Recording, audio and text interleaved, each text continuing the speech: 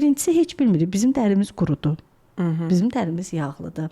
Bizim dərimizin yarısı quru, yarısı yağlıdır. Bildiniz nə qədər yağlıdır. Bunların hamısının bir səbəb və nəticəsi var. Təbii ki. Əlbəttə. Bunları necə araşdıraq ki, sənin üzün budursa, sən burada bunları eləməlisən. Sənin misal üçün eləyəcəyin proseslər də axı fərqlidir.